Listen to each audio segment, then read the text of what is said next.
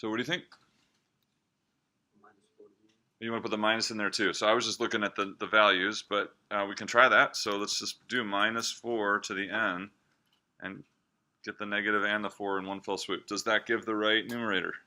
When n is 1, we get -4. When n is 2, positive 16. When n is 3, negative 64. Does it work? Yep. Okay. Denominator. 6 to the n. Okay, so that's what we're looking at here. And we know we start at 1, go to infinity. So now we got to analyze this. What kind of series is that? I heard geometric. Agree? Everyone agree? Is that geometric? Yep. So we want to write it as a times r to the n minus 1. So this is the same as what? -4/6 to the n. So how can we write that as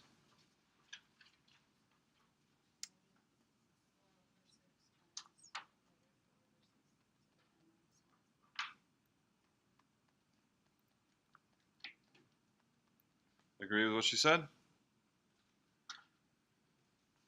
Okay.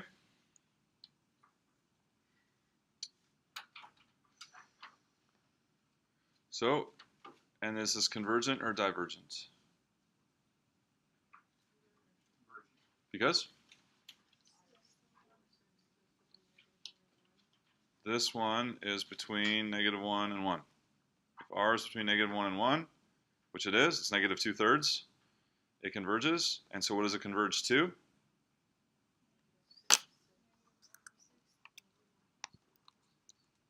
-2/3, I'll change the -2/3, divided by 1 minus -2/3. You guys using preview answer? It's really helpful. Gives you a nice symbolic image of what you put in with all the parentheses. It's really hard to read, right? Really hard to read. It's easy to make a mistake with your parentheses and your order of things. This is so much easier to see exactly what you wanted. So yeah, use the preview answer.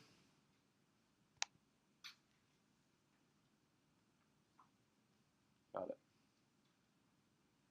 Questions on that one?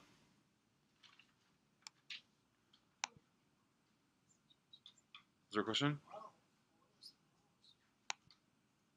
That was the lowest, so let's. This is similar.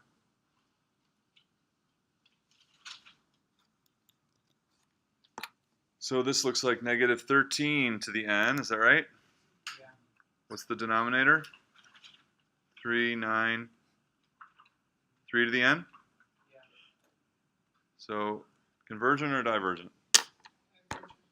Yeah, because -13/3 would be your r value. See that? -13/3, that's greater than negative, there's less than -1. It's outside of the -1 to 1.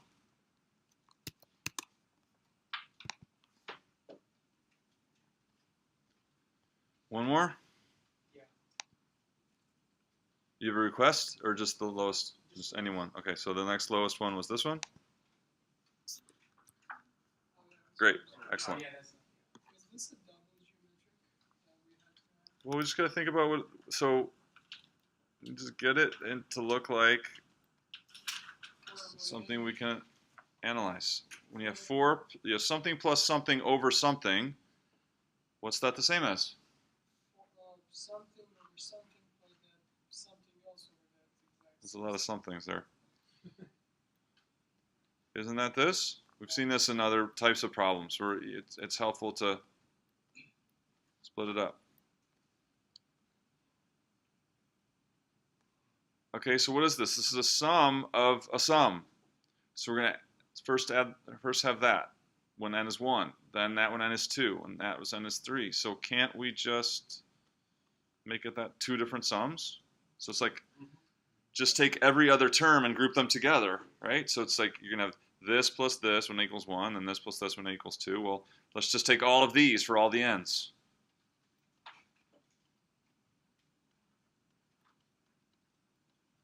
And then we'll take all of these for all of their n's. Do you see that those are exactly the same? Do you see that those are the same? And then convergent or divergent? Oh, well, they say determine the sum. So they're telling you it converges, right? So the implication is it converges. What's the sum? So this one's going to be 4/13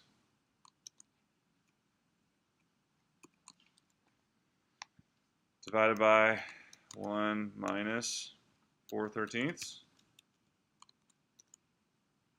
What? Plus 8/13 divided by 1 minus 8/13.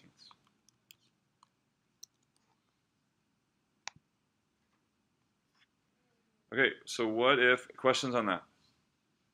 So what if this was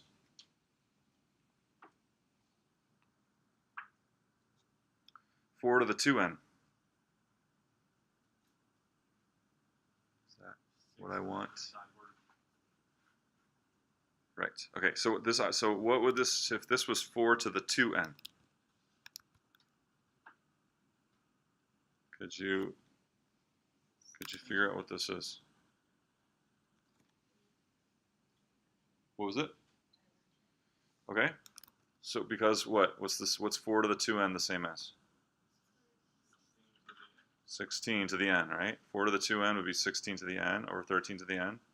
So how about this one here? Divergent, because 16/3 is greater than 1. So how about now, but you're going to add it to a convergent series. But you're adding it to a convergent series. Doesn't that help it be convergent? No, what does that do? It makes it even bigger, right?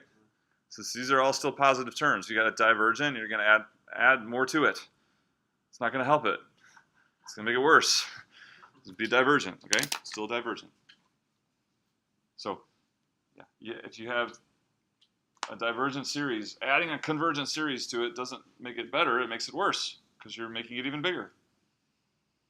So that would be divergent. The whole thing would be divergent. Okay, any other questions on the homework?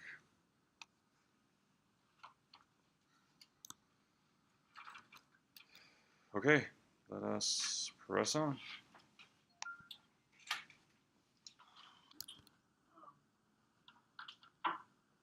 It means n times n minus 1 times n minus 2. If you want n minus 3, that's fine. You can write as many of those as you want. In the end, we get 2. All right, 4 times 3. Would that being deducted points if you just wrote it in the other order from 1 to n? It's basically the same thing. Never seen that before, but you're right. It's the same thing. Never seen anyone write it like that, but it's the same, so it's right. Any other questions? 4 points. Out of 4 points. Okay, next one.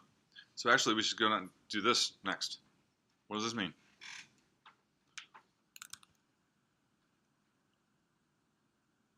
What are we talking about when we see that that expression in braces? It's a list of numbers, right? What's the first number in the list? 2 sevens? What's the next in the list? 4/13. 6/19. 8 what? Etc. I had it like that. I I can't. points if we did not do the I calculation. just no. It's fine. If you just wrote the expression, it's fine. Okay, so if you have some kind of list but the numbers aren't right, it's worth 2. But if you have a list and the numbers are right, then it's worth 4. Okay, so 4 points. All right, so then what is this?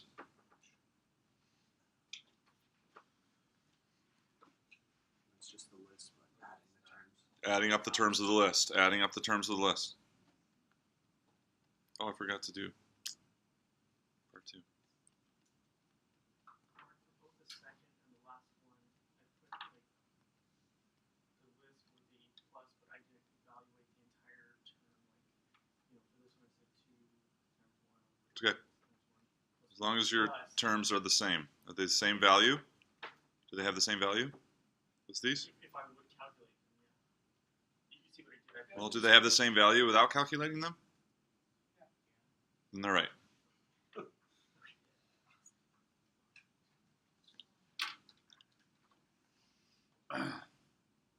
Okay, last one. -5 to the n means what?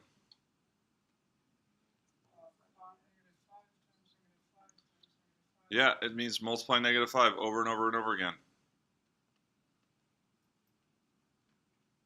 How many times?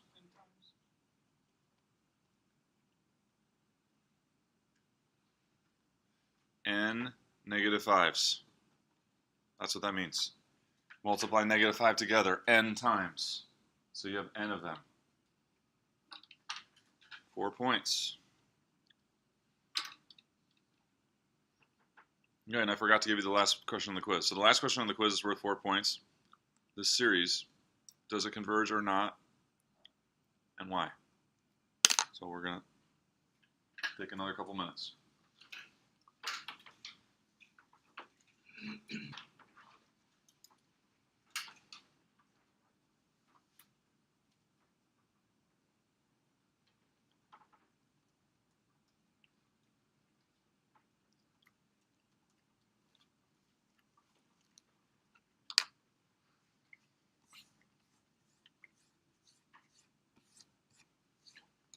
Do we need mathematical terms again, or can we explain this time? No, it's a different question, right? Is convergent or divergent, and why?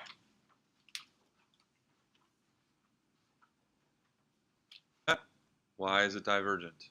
Because the sequence converges of 1 over 3, and the series will basically add 1 over 3 an infinite amount of times. What do you think about his analysis? So when n gets really, really big, he's saying that this sequence will eventually converge to 1/3, which means when n is big enough, you essentially just have a bunch of 1/3s forever. Yeah. Or no, the sequence. I'm talking about the sequence down here. This is the sequence, right? But now we take the series, which is going to add up all those terms, which is essentially going to add up an infinite number of 1/3s. Divergent, right? You're just going to keep adding 1/3. So divergent. And and anyone say the divergence test? That's what the divergence test said, where we have the limit of the sequence, right? Equals what? Does not equal 0. If the limit of the sequence, you didn't have to do this, but this is the divergence test. The limit of our sequence is not equal to 0. It's equal to 1/3. Automatically, the series will diverge because you just keep adding whatever that limit is. You're just going to add that value an infinite number of times, essentially. Okay, that's the last 4 points. So 2 points if you put divergent, 2 points if you said something about adding 1/3 over and over again. That's the last 4 points. For the third one, -5 to the n. Yeah. If we just put -5 to the x, because it's basically just like pick a number, like a variable, and that's how many 5s you're multiplying. But did you show this thing like this? You got to show a bunch of -5s multiplied together. No. All right. That's what it means. Okay. You just can't change the n to an x. That doesn't tell me. It's not saying what that means, right? It means multiply -5 together a bunch of times. Is that fair? Yeah. Okay, and give your score out of 20 and pass it in. Flip it over. So by your name. Today's a 26. So name and date 26. Put your score by your names. Out of 20. Flip it over. Hand it in. Any questions about items on the quiz?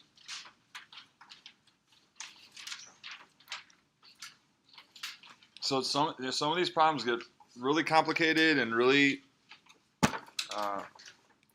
challenging to think about. So if we don't have the basics down, the basics are crucial to understand we're looking at when we're looking at the symbols. We'll be dead in the water when things get tougher. Okay, so that's why I wanted to really just do a. Hopefully the scores were high here. These are just basic stuff. If not, hopefully it helps you to get up to speed. Okay. So where are we at?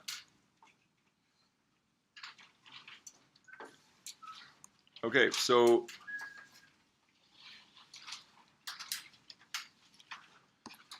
basically these series, it's like we learn, as we learn more about series, it's like we are gathering tools in our toolbox for just coming to end. So the test is going to be like, you're going to get any series, not just the one that we're talking about in the moment, right? Any kind of series, and you've got to figure out what to do. So this is somewhat of a toolbox. So the first thing is always the divergence test. If that limit of that sequence doesn't go to 0, then boom, game over, right? Game over, series diverges. Geometric series, you're on the lookout for those. We know what a p-series is. We talked about the comparison test. And so now we're going to move on to these last two here. The next thing we're going to do is alternating series test and ratio test. And this would be our toolbox so far.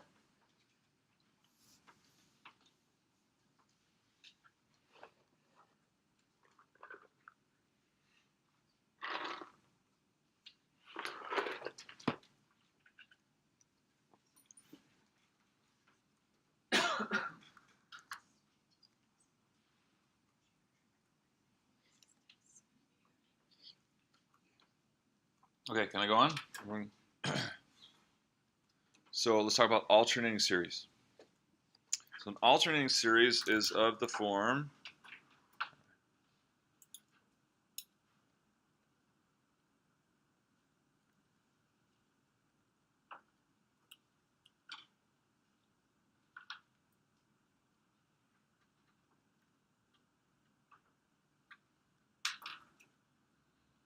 okay, see that, think what? Write out what you see that. What does it mean? You write it out. All those scary symbols there. What are they saying?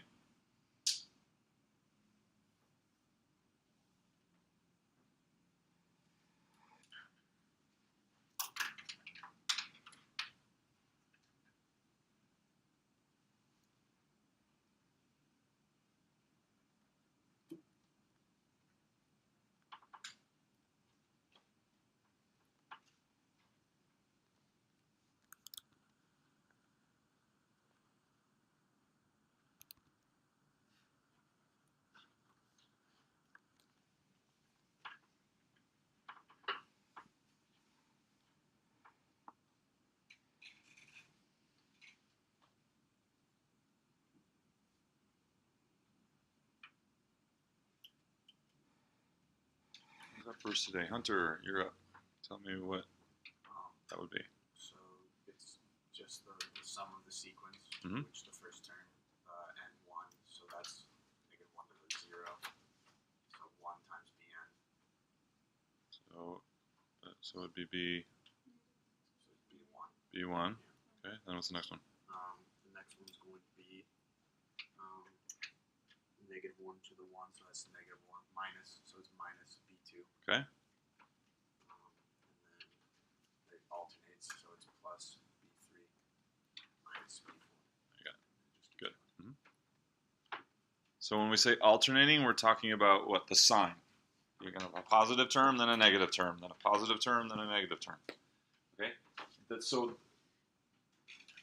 But it's this thing that's making it alternate, right? So this, we're going to say where this Bn sequence is greater than or equal to 0. It's a positive sequence. So the Bn itself is positive, and then this thing is what makes it alternate. See that?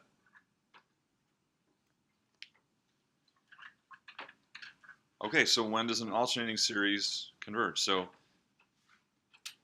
the alternating series, let's just,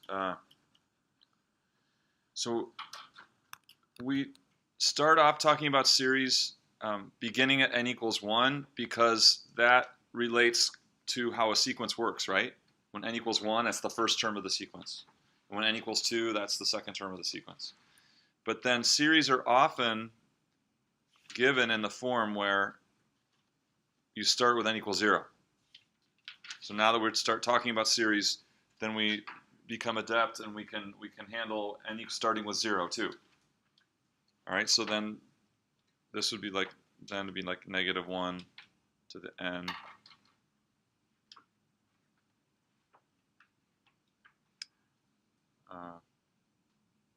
Sure, so Bn. So this would be an alternate way to write an alternating series starting at n equals 0. So then this would be, so then your first term is b 0, and it's the positive, right? Because negative 1 to the 0 is positive 1. And then so minus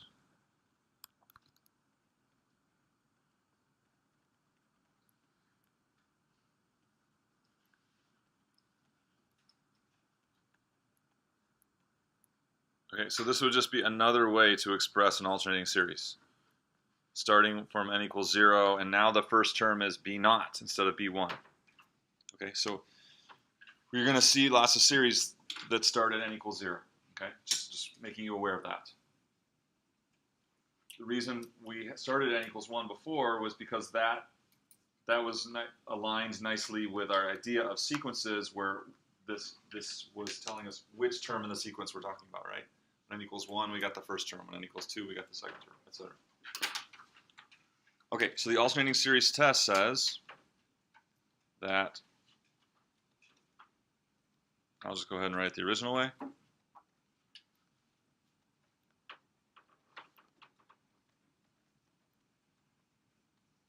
Converges if two things.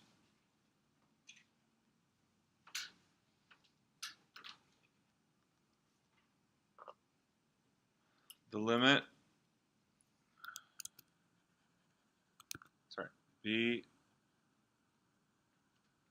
n plus 1 is less than or equal to b n for all n. And essentially, what is that saying about the sequence? If I say b n plus 1 is less than or equal to b n for all n. So Hunter's got it. What does that essentially say about our sequence? Okay, it's decreasing, right? So it's a decreasing sequence. And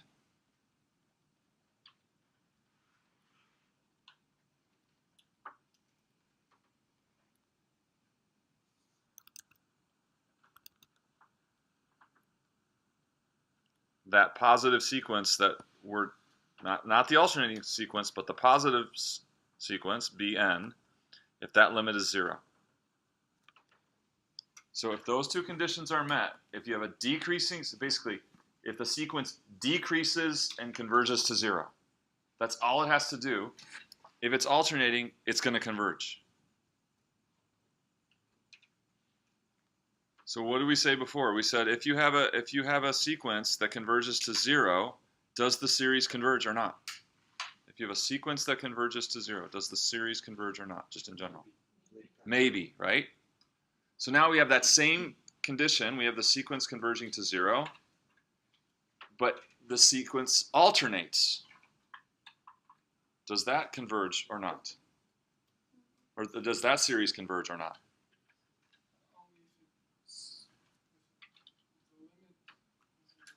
No, I'm saying it is 0. The sequence converges to 0, and it's decreasing. Sequence converges to 0, and it's decreasing. If it's alternating, it converges. So, what about the alternating harmonic series? Example.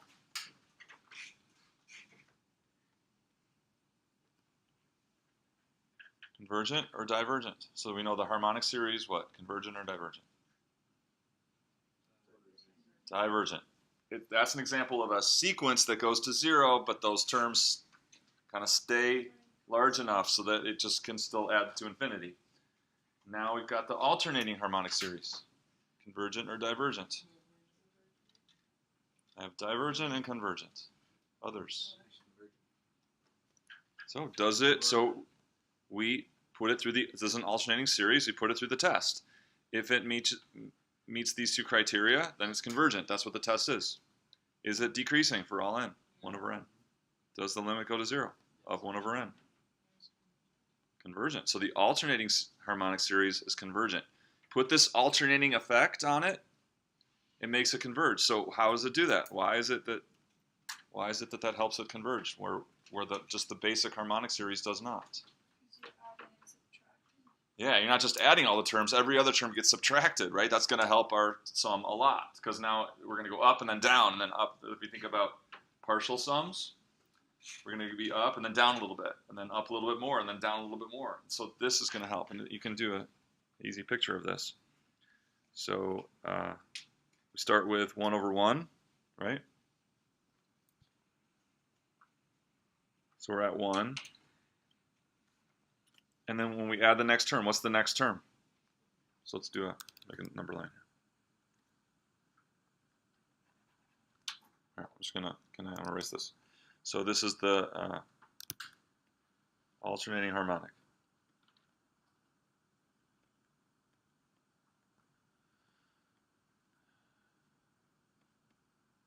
So let's write out the first 5 or 6 terms of the alternating harmonic. So what does this mean? So see this, think what?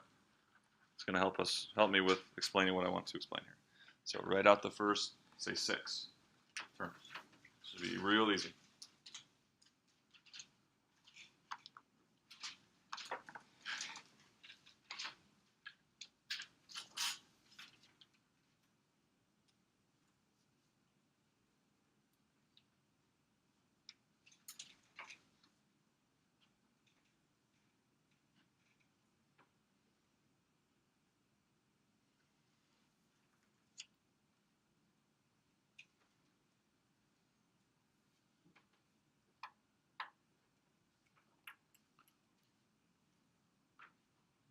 Who's up? Adrian, can you tell me?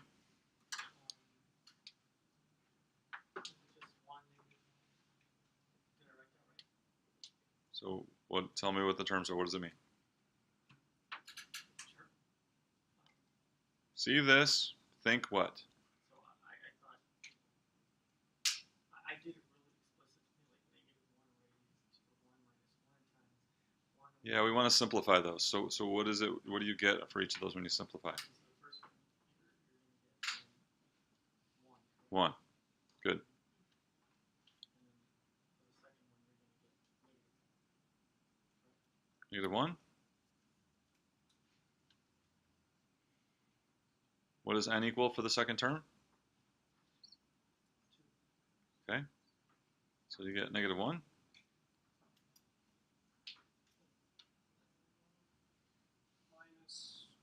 Yeah, -1/2. And then? +1/3, -1/4, +1/5, -1/6. Agree? Everyone agree?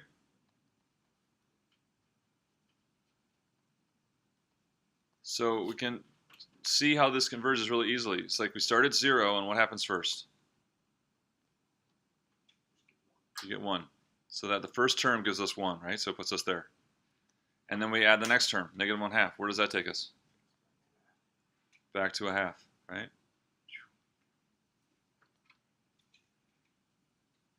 And then we're going to add a third. So we're at 1/2, we add a third. Is that 5/6? Then we're going to subtract a fourth. So see, as you keep looking at the first, what's called the partial sum, you keep adding the next term. We get locked into the boundaries of the last 2, right? So we're just going to keep. So somewhere in here, as we add all infinitely many terms, we're going to have the limit's going to be somewhere in there.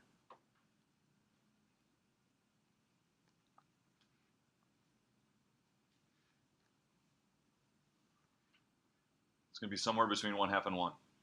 You see that? So it's easy to see that converges. And by subtracting every other term, it helps. Helps it converge. So lots of divergent series that we had before. You throw the alternating effect on them, and that could help them converge because you're subtracting every other term. Is it what? L. Yeah. I could have put S for some or something like that.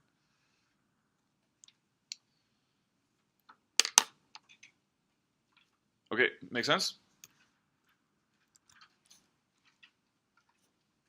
Okay, so let's talk about absolute convergence. A series is absolutely convergent, so I should here have a series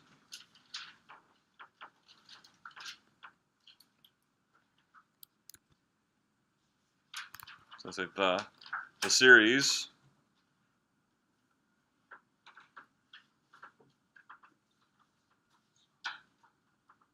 just AN, so we have some sequence. That's absolutely convergent if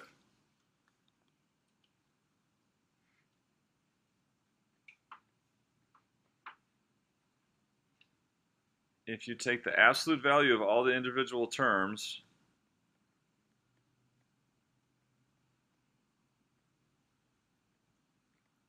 and that's convergent. So by absolutely convergent, we're saying take away any alternating effect or take away any terms that are less than 0, make them all positive, make all the individual terms positive. If that series is convergent, then your original series is what's called absolutely convergent. Does that make sense? So you really only talk about absolute convergence usually when you're talking about alternating series. Okay. So the harmonic is not absolutely convergent. So that's exactly what I wanted to do here. So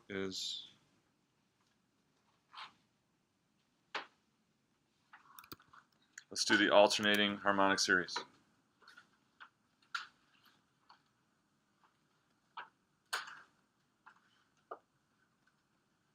So is the alternating harmonic series absolutely convergent? Well, we analyze to answer that question, we analyze a different series. We analyze the series of, what series do we analyze? We're going to analyze the series such that all of the terms are positive. So what terms are those? Or so what series is that? Yeah, just this plain old harmonic series. So I'll write it out one time here, just so we're going to analyze is this, which equals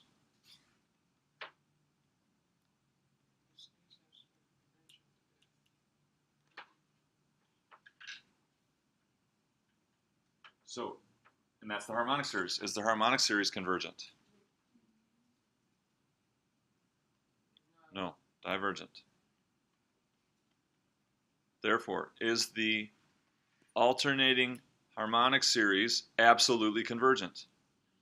No, because if you make all the terms positive, it's divergent. So, therefore, the alternating harmonic series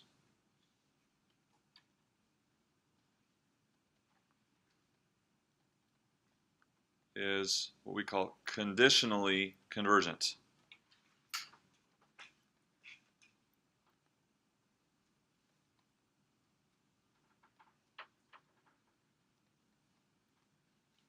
So the alternating harmonic series is convergent on the condition. So it needs that alternating effect to help it converge. That's what conditionally convergent means. It's got to have the alternating effect to converge. If something doesn't need an alternating effect to converge, then it's absolutely convergent. If it can converge even without alternating, then it's absolutely convergent. But if it only converges when the alternating effect is there, like the harmonic series, then that's called conditionally convergent. All right, another example.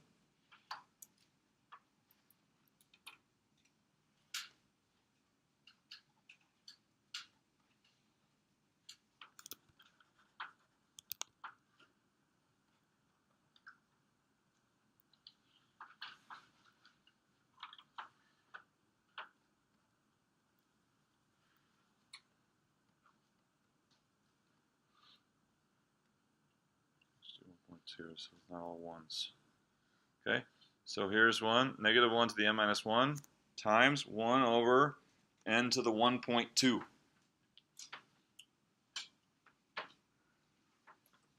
So is that series, now we have three choices, right? Is it absolutely convergent? Is it conditionally convergent? Or is it divergent? So absolutely convergent. All right, he says absolutely convergent. What about the rest of you? Hunter likes that. And why? So, Ariane, why is it absolutely convergent? Because just 1 over n to the 1.2, that series is converges to 0. Yeah, the series converges to 0. Okay, so a series won't converge to 0 because you can't add up. The only way you can add up a bunch of things, add up to 0, is if they're all zeros. Okay, so the sequence converges to 0. Sequence converges to 0. And so the series has a chance of converging. Okay. Of converging. And does it or not?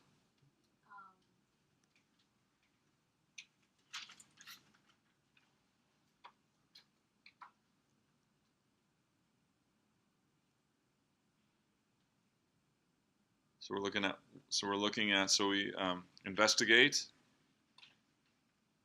If we're looking at conditional convergence, we investigate 1 over n to the 1.2 without the alternating effect. And that's how we determine if we've got absolute convergence, conditional convergence, or divergence. Do you have any more to say, Ariane? So I'm not sure if the series converges. Joseph, can you help her out? Does that series converge or not?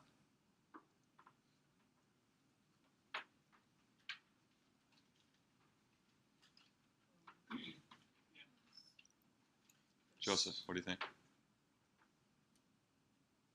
I'm not sure. Guadalupe, what do you think? I think it will converge. Why?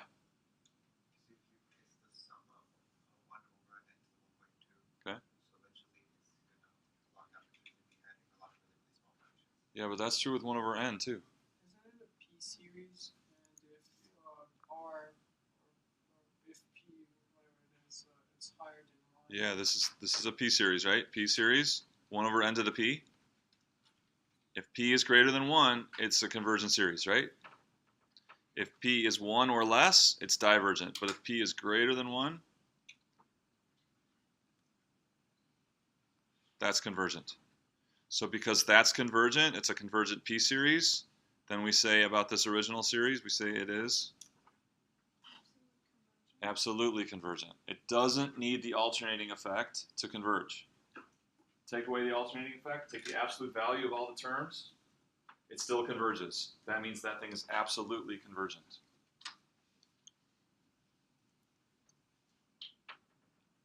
Okay.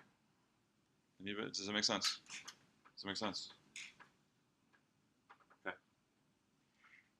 I just had my P's mixed up. I know, you gotta...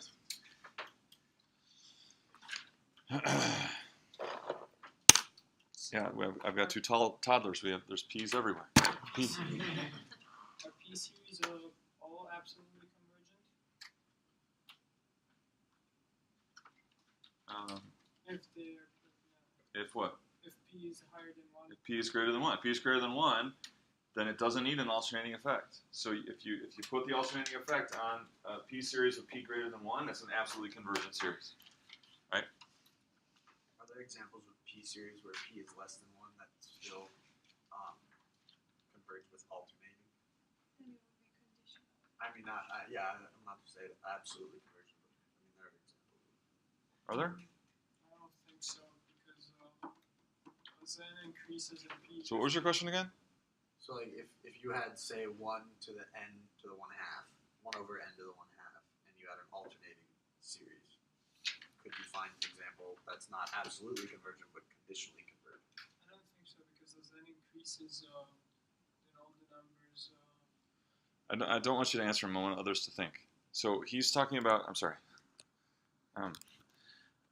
He's talking about this. So let's do another example. So thought we had it. Guess not. Absolutely convergent, conditionally convergent, or divergent? Everyone do it. Absolutely convergent, conditionally convergent, or divergent?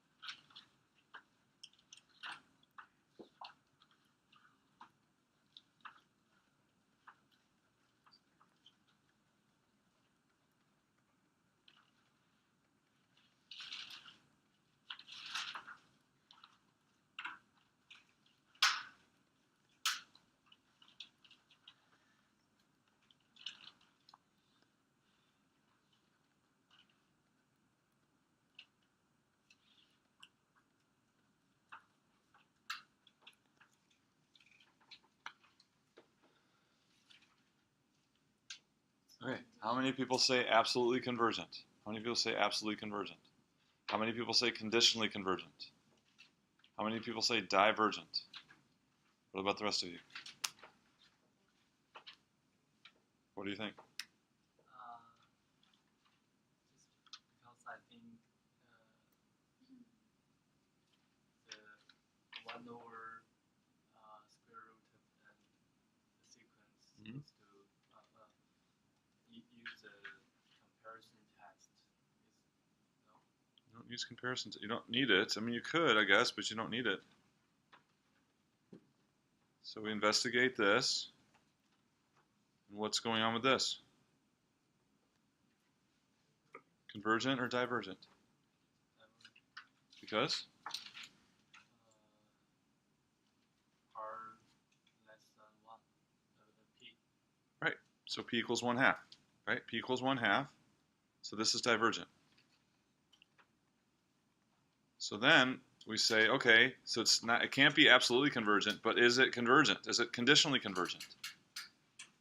Why? The sequence converges to 0. Yeah, because it passes the alternating series test. So now it's not absolutely convergent, but maybe the alternating series test will tell us that it's convergent. Are these decreasing terms? Do these decrease to 0, basically? Do the terms decrease to 0? As long as the terms decrease to 0 and it alternates, that's what the alternating series test says. So this is conditionally convergent.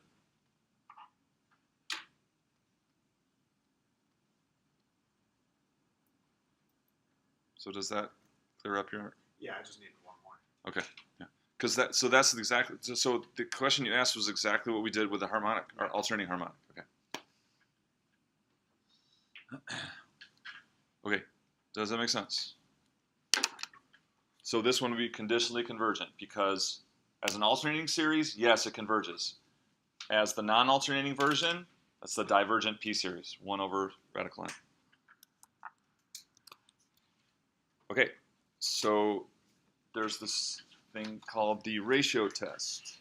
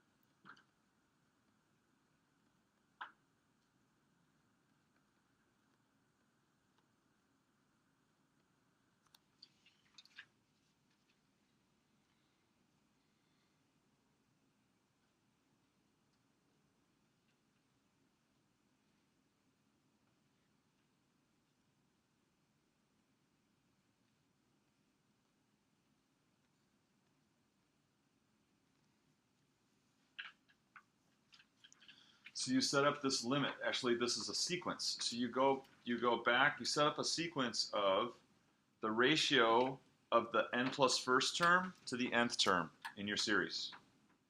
And you make this new sequence, right? So we're analyzing a new sequence from the old sequence.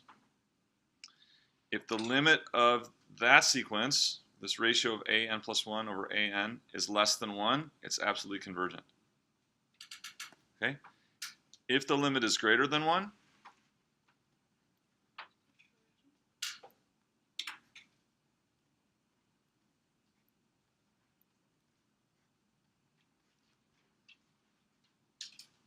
then the series is divergent.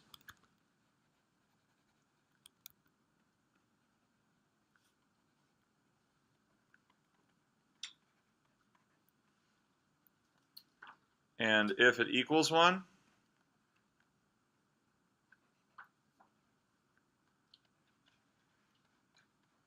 no conclusion. Need something else. So basically, n plus 1 would be smaller than an in terms of value.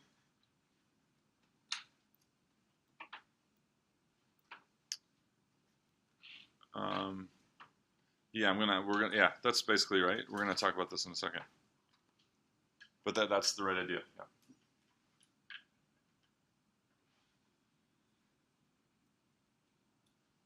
So let's do one example, and then we'll kind of analyze what's going on here, how this test works. But let's do one example first. This is called the ratio test.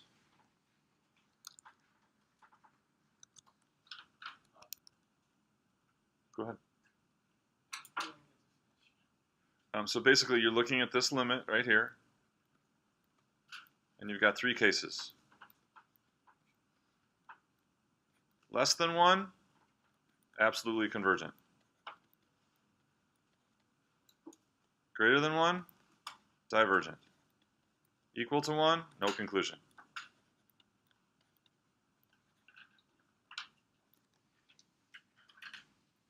So what should we do after we get n equal to 1? See if there's another test, or maybe the question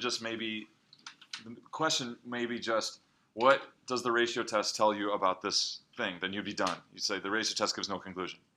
So, but if you're trying to figure out if it's convergent or not, and you get a 1, then you got to use something else from the toolbox. How do we know when to use the ratio test? That's the thing. Right? I mean, it's just kind of like you have enough experience where you're looking at these different series, and you start to see which tests you're going to use for which ones. So I think this is a question more suitable after we've done a lot of examples, and you start to see it. Okay, so let's an example.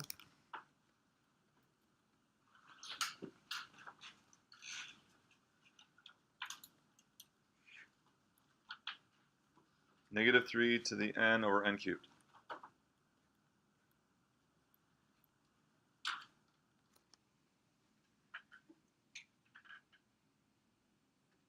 So we're going to use the ratio test to test for absolute convergence of this series. So you're setting up the sequence and finding the limit of the sequence in order to make a conclusion about this series, right? So it's like we're using a new sequence and analyzing a new sequence to come up with a conclusion about the sum of these terms. So what is that new sequence? So we're going to look at the limit as n goes to infinity of a n plus 1, right? So a n plus 1 is -3 to the n plus 1 over n plus 1 cubed, right? That's an, and then over -3 to the n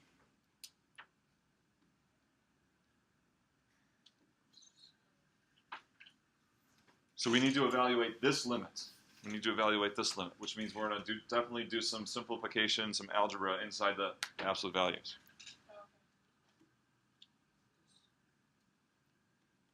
And the first thing we're going to do is invert and multiply. And from here on out, we can start by writing it this way. So basically, we're going to start by writing this.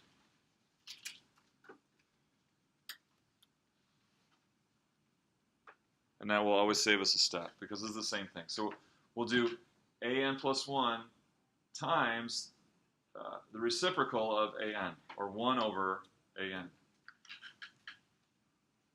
So it'll be -3 to the n plus 1 over n plus 1 cubed times n cubed over -3 to the n. So from here on out, you can start writing that limit this way. You see? So an plus 1 times the reciprocal of an. Unless this is, because these are usually fractions. You usually get fractions for these. If you don't give a fraction, then you don't have to do this. You can just do n plus 1 over an. But when you have a fraction as in your original series, it kind of helps just to save some writing doing it this. So then we combine things that are like. I got -3 to the n plus 1 over -3 to the n. So Yeah, so think about what this means. What this means, this is n plus 1 negative 3's in the numerator, and then n negative 3's in the denominator, which is the same as? We've got one more negative 3, where? Numerator, right? And then I got n cubed over n plus 1 cubed. So I could write that out if I want. N cubed plus 3n squared is 3n plus 1.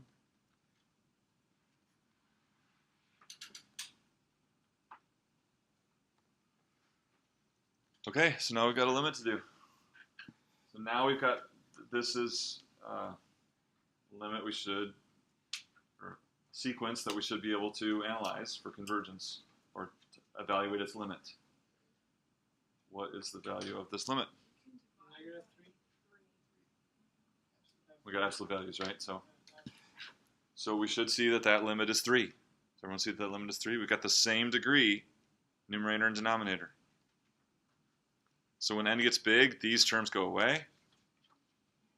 And all we're left with is basically negative 3n cubed over n cubed, which is negative 3. Absolute value is 3.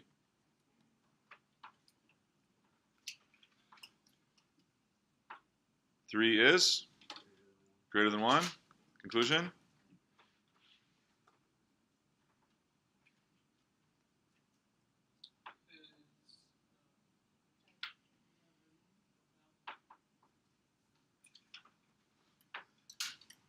Divergent, right?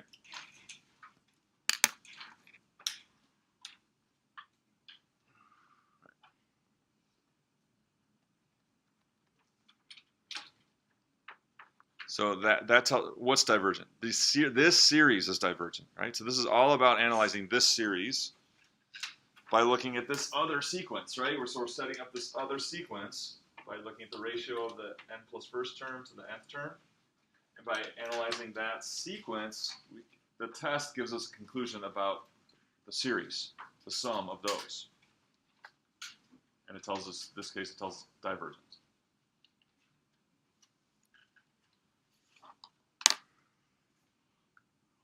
Okay, so let's, before we do another example, let's just talk about how this test works.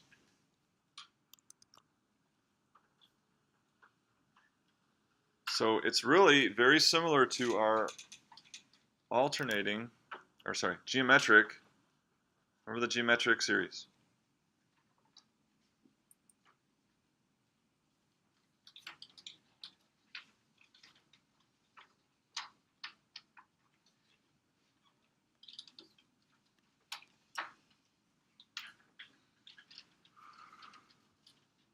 See this? Think what? Write it out.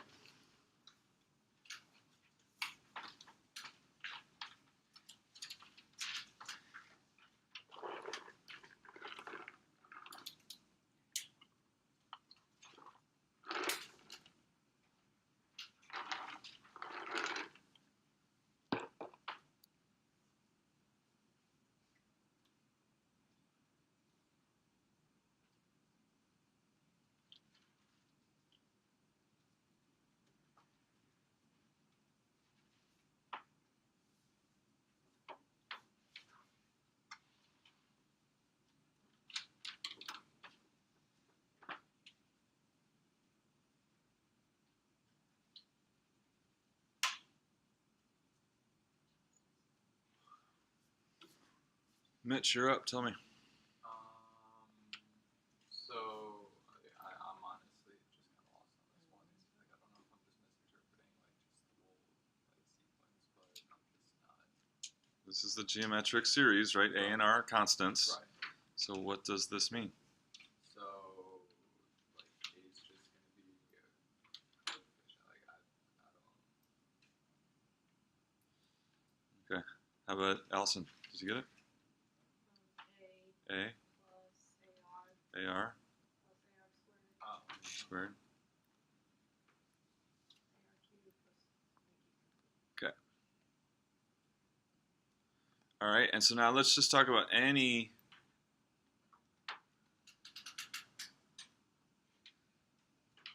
series. So I'll just let's say C.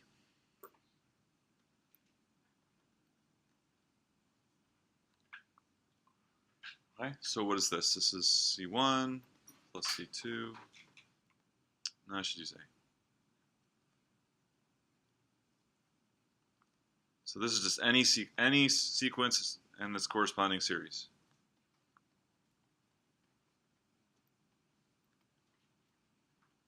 And so then eventually we'd have, say, an plus 1,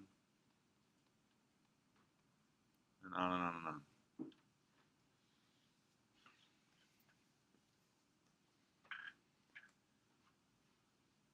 Okay, so let's look at this. So how do we get the next term of a geometric series?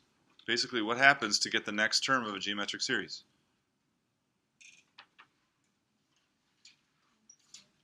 What's that? Times r, right? So if you have any term, to get the next term, you multiply by r. Okay? What do you multiply by, say, just generically, to get the next term of any series? So this is any series. A1, A2, A3, A4, yada, yada, yada, an plus 1. So what is it that you multiply an by to get an plus 1?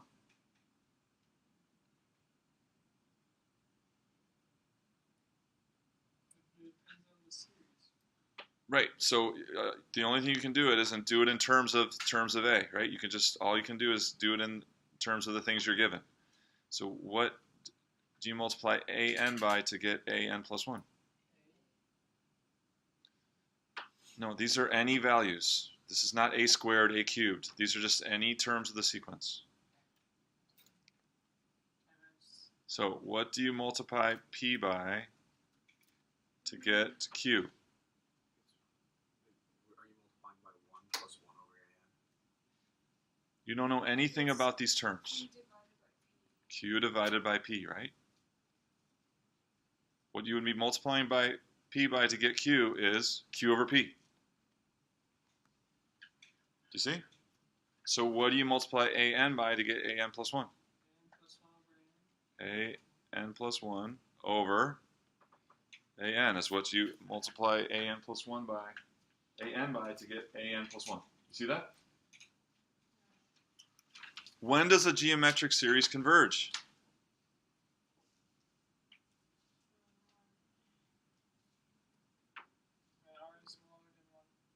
Right. So what we say, it converges when r is between, which is the same thing as saying that the absolute value of r is less than 1. So this ratio test is basically based on a geometric series saying if what you're multiplying by, if its absolute value has a limit that's less than 1, you see it's the same thing. So in the geometric series, what you multiply by stays the same. It's always r times r times r times r. Now if you look at any series, if what you're multiplying by, that could change, but if its limit ends up being something less than 1, then in the end it's just like a geometric series because you keep multiplying by this number less than 1. So if this limit of that ratio is less than 1, it converges because essentially you have a limiting value like r that's less than 1. So in the end, you have essentially a geometric series with an r less than 1. Does it make sense? Okay. So that's how the ratio test works. It's basically like it's treating a series like a geometric series with a changing r. As long as that r changes, as long as its limit of the r value, the multiplier, ends up being less than 1, then it will converge. Okay. Questions on that? Let's do another example.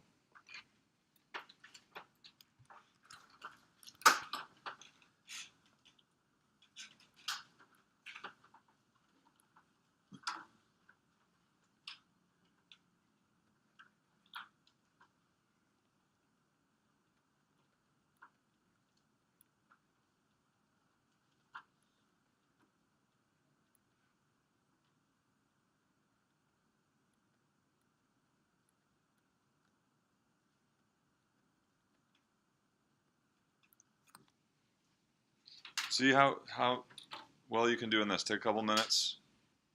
We're going to use the ratio test to figure out if this is absolutely convergent.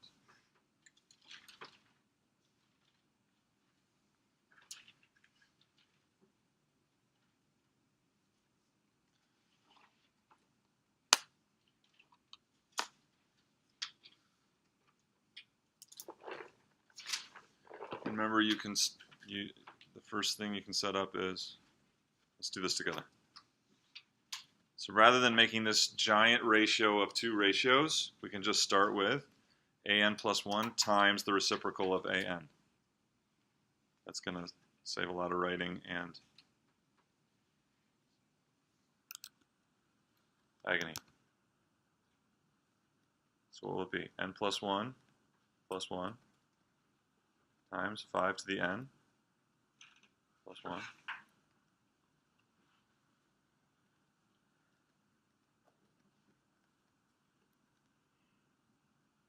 Okay, so we got to be careful here. It's a to the n plus 1, so what will this become? 3 to the 3 to the 2n plus 2. Yeah, you got it. So don't write this because it's wrong. That's wrong. So instead, it should be this. That's different, you see? Could you make that 9 to the n plus 1? Yes, you could. Don't recommend trying to do that the first, yeah, you could do that in the next step. Okay. But actually, you're going to want to compare it. You're going to have your other thing is going to be with 3, so leave it 3. Okay. But yes, that is true. It is equal to that. All right, and then times the reciprocal. So this is 1 over an. So n times 3 to the 2n.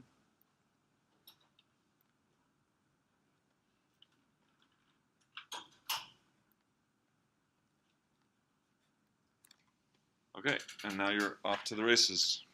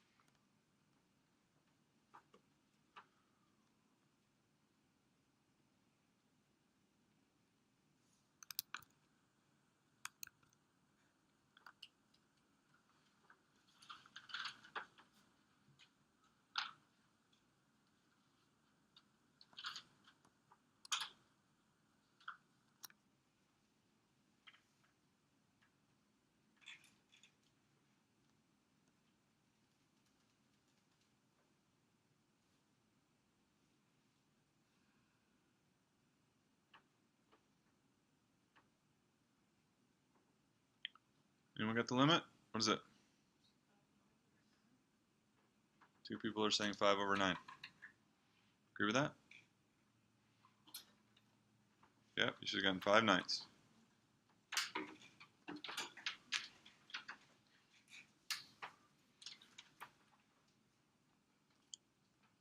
So you've got these 4 n terms. Basically, it becomes n times n plus 2 over n plus 1 squared.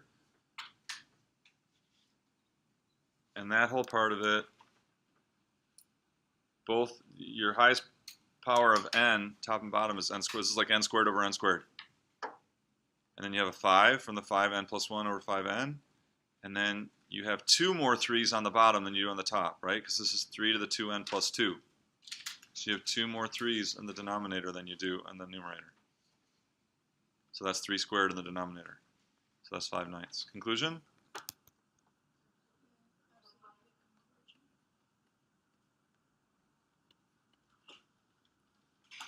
And what is that 5/9? That means in this series here, when n gets really, really big, each term is how compared to the previous term?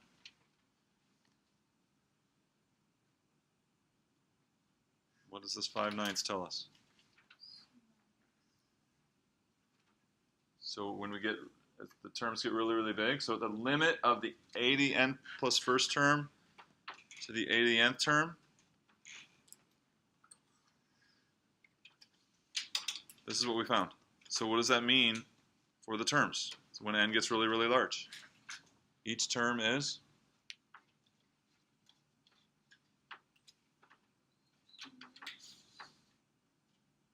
tell me exactly how much smaller. Yeah, each term is 5/9 of, or essentially 5/9 of the term preceding it. So in the end, it's like a geometric series with an r of 5/9 in the end, because you keep multiplying by 5/9 to get the next term. That's what happens here. Essentially, right? It's something very, very close to 5/9. That's right. This is, because what is this? Like we said, this is the multiplier to get from one term to the next. Because it's an plus 1 over an. And so in the end, that multiplier becomes 5/9, and so it's like a geometric series with r equals 5/9, which we know converges. Okay. Good on this example? Another one.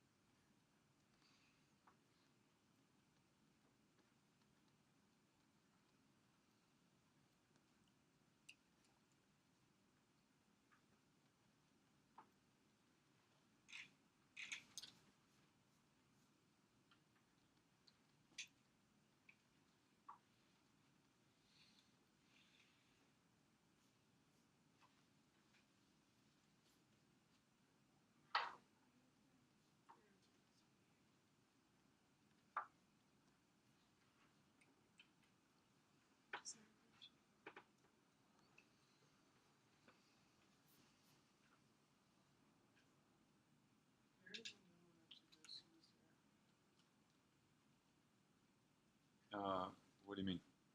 It's divergent. Regardless of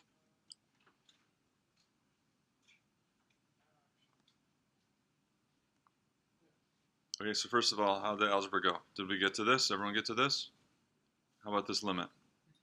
No, I got kind of lost when I get there. Where did I lose you? It's probably not the second one, but the third step.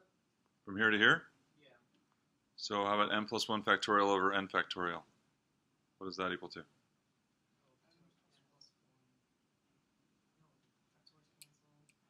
No, factorials don't cancel. But we have to see that within n plus 1 factorial, there's a factor of n factorial. This is n plus 1 times n factorial, right? So therefore, the n factorials cancel, leaving n plus 1. That stays the same. There's 3 more negative 2's in the denominator than the numerator, right? Because you have 3n in the top, 3n plus 3 in the denominator. So you have 3 more negative 2's in the denominator than the numerator. So this limit is?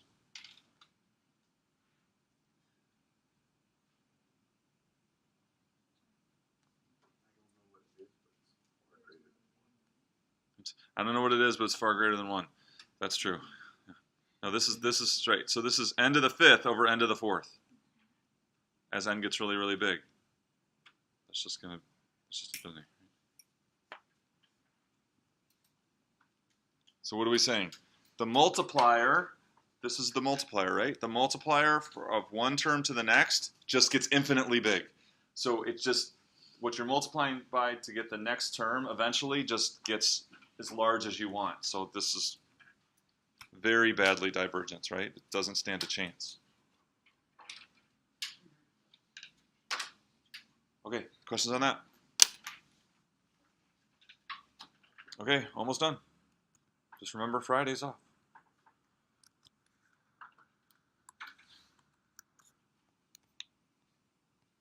So now I'm going to talk about what's called power series.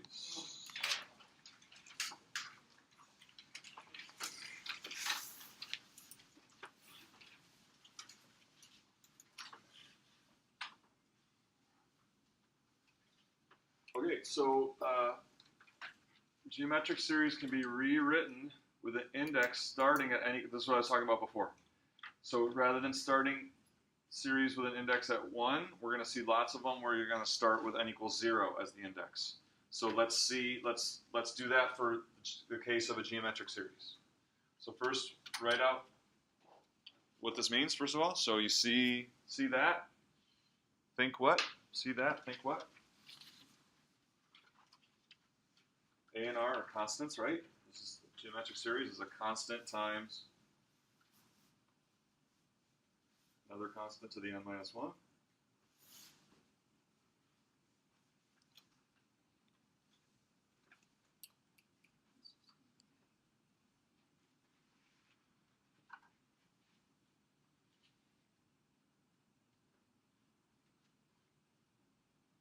Okay, so you should have written this. So then, if we wanted to start that at n equals 0, then the question is, what would our term be? So start if we need to get these exact same terms, but instead of this being for n equals 1, we need this to be for n equals 0, and then this to be for n equals 1. So we need to get the exact same terms, but with a different the index being different, right? So we want to rewrite what would this be so that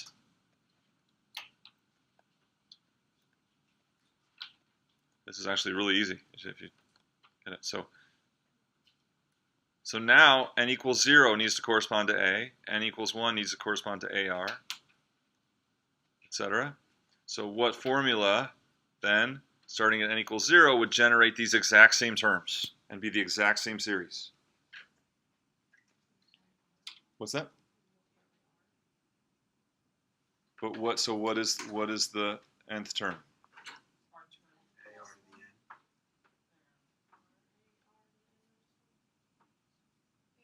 Yeah, and what is that? When you multiply r times r to the n minus 1, what do you get? so the last of you are saying. So a r to the n, right?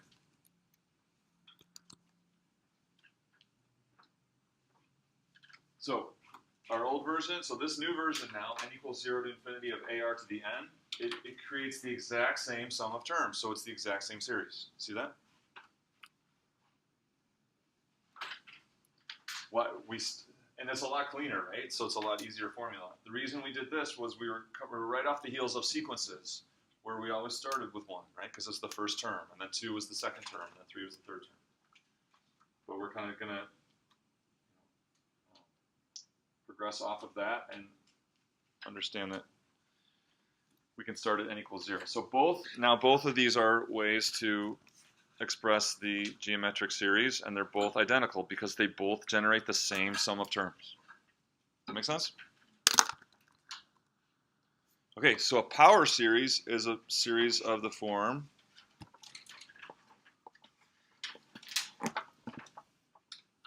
so C sub n, what is the coefficient of the nth term?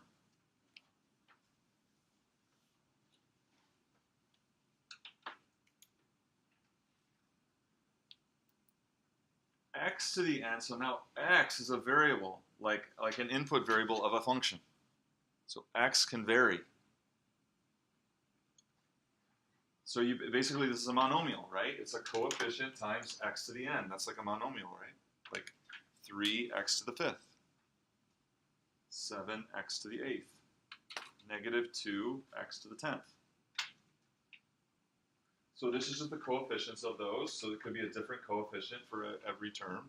So it's the nth coefficient, and then x to the n. So see this? Think what? Write it out. What is it? What are the terms? So see that? Think what?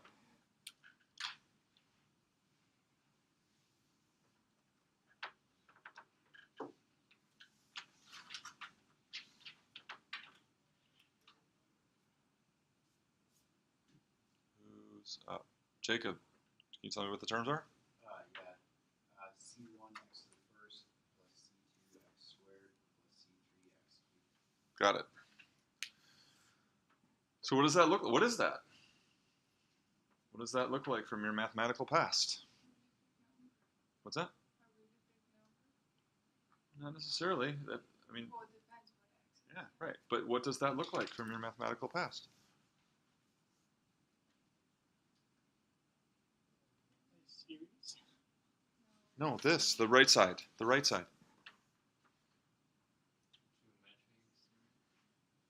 No, from your past. Forget series. Just look at the right side. What is that? A sum. Polynomial, right? Isn't this a polynomial?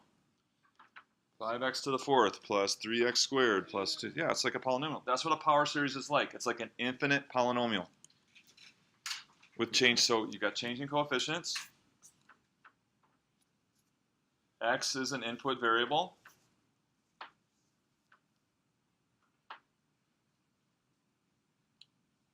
So a power series is like, it's like an infinite polynomial with every power of x. With every power of x as a term. So we can think of this like, f of x. It's like a polynomial function, but with an unlimited number of terms added together. That's what a power series is like.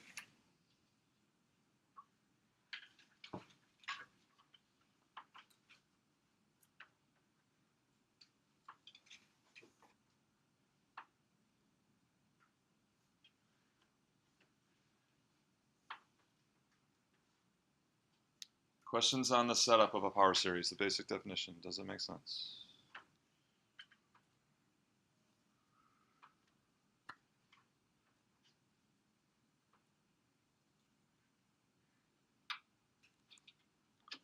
Okay, and so what's the question is, for what values of x does a series converge? Right, so now x varies. So maybe for some values of x, it converges, and for other x values, it doesn't. And so that's our main question here.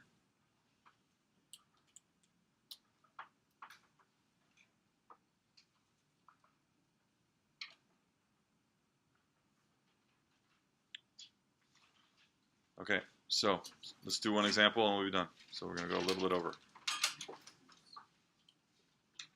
So here's a power series, right? X to the n over 2n minus 1.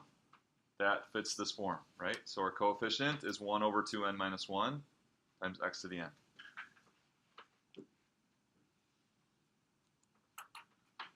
And so to figure out for what values of x the series converges, we're going to use the ratio test. We're going to use the ratio test. We're going to have a limit, and then we're going to determine for what values of x do we get that limit to be less than 1. And that will be the values of x that make this converge, right?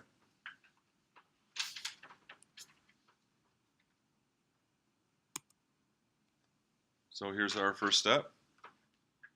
Right, we're going to do the a(n plus 1 times 1 over a(n).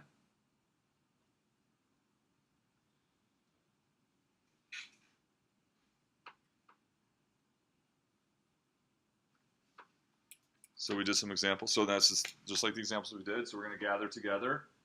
We're going to have 2n minus 1 on the top, and actually 2n plus 1 on the bottom, because when you do 2n plus 1 minus 1, you get 2n plus 1.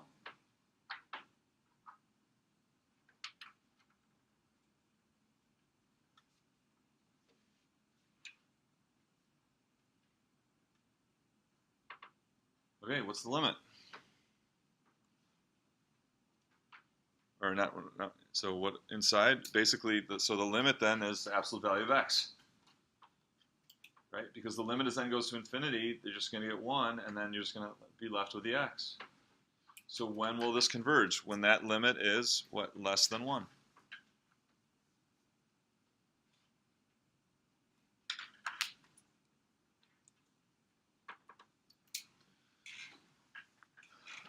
So the series converges when x is between -1 and 1.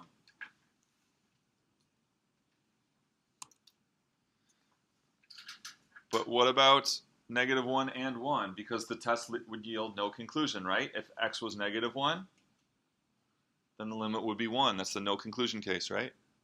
And if x were 1, then the limit would be 1, no conclusion. So for the endpoints of this interval, we've got to check another way. The ratio test is going to be inconclusive. So we need to check the endpoints of this interval separately. So what do? We just plug in x equals -1 into the series and analyze it the way we've been analyzing it. So it's no longer a power series, right? So when x equals -1, we have this.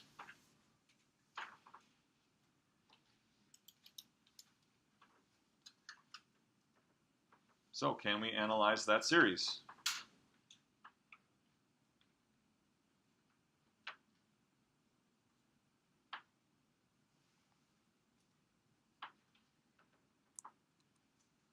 Convergent or divergent?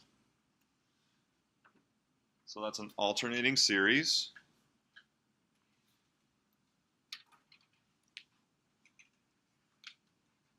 And the non-alternating part is 1 over 2n minus 1.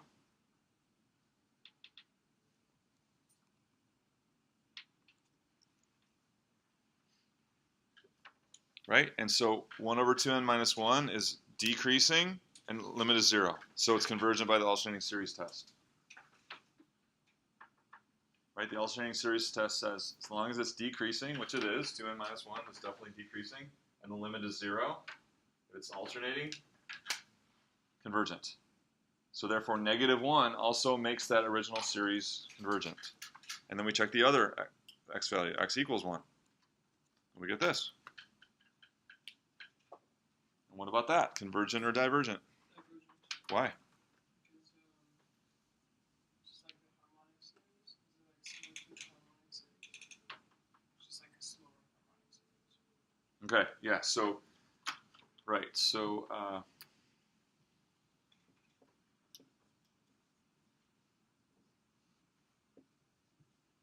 is 1 over 2n, is that convergent or divergent? 1 over 2n. That's divergent. It's virtually just 1/2 of the harmonic series. How does this compare to that? Are those terms greater or less than these terms? We subtract 1 in the denominator. So that 1 over 2n minus 1 is all those terms are greater than this one, and this one sums up to be divergent. So conclusion? Divergent. Divergent by comparison to 1 over n, or 1 over 2n, whatever you want. So for your answer, you put series converges for when it's greater than or equal to -1, it's still less than. Right, exactly. So we know it's in between -1 and 1, it's always convergent. And now we know at -1 it is convergent, and at x equals 1 it's not. So this is our interval. Just what he said. Between -1 and 1, including -1 only. Okay, so if we were to draw that, if we were to do that on the number line, it would look like this. And so with these power series problems, what we talk about is a radius of convergence. So you've got like a center point, and then the interval will extend out from the center, and then that's the idea of a radius, right? So if you think about the center of our interval as 0, what would the radius of convergence be for this? Yeah, so the radius is 1.